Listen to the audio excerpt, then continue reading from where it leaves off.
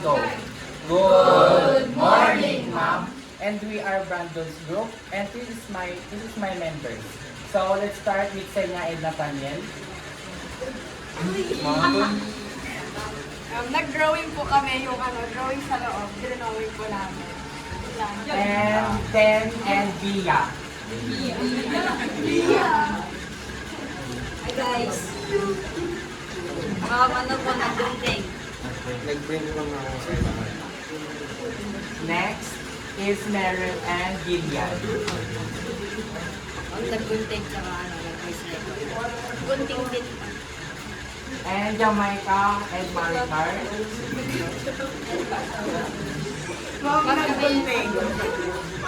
And Elmer. The best group. The best member.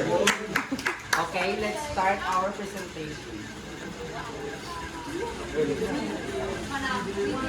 One, two, go. Okay. Once upon a time in ancient India, there lived with warrior Prince Rama who had a pretty wife named Sita.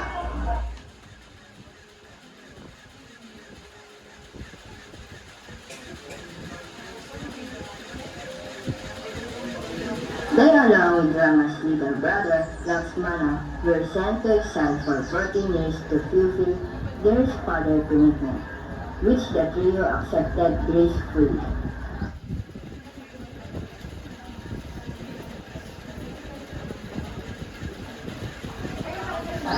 Days passed, and they finally decided to settle down in the forest beside a beautiful stream surrounded by trees, flowers, and animals.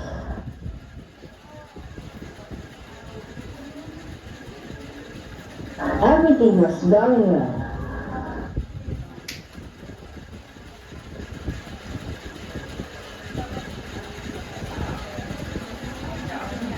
One day, a demoness named Surpanaka spotted them and was immediately flattered by both the handsome princess.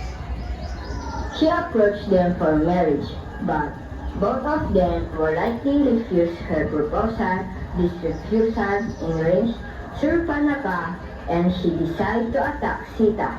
However, before she could succeed, Lakshmana attacked her and cut off her nose.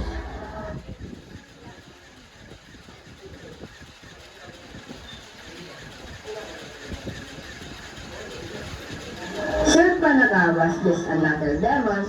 She was the sister of tribal and powerful demon king Ravana, who had 10 heads and 20 arms and was first across the earth and heaven, including the gods. She informed her brother about Sita's beauty and how he deserved to marry her.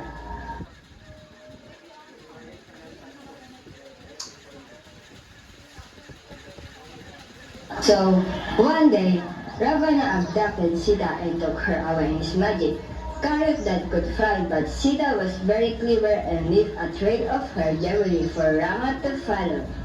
Rama identified her glittering jewels and followed the trail until he met the mighty monkey kings.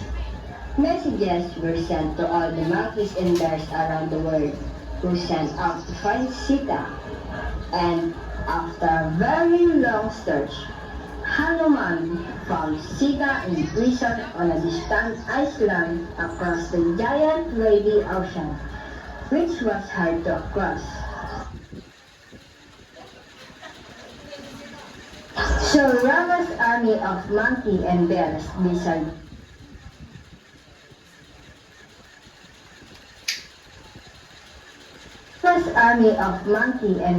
decided to build a bridge, and soon they were joined by many animals to help them.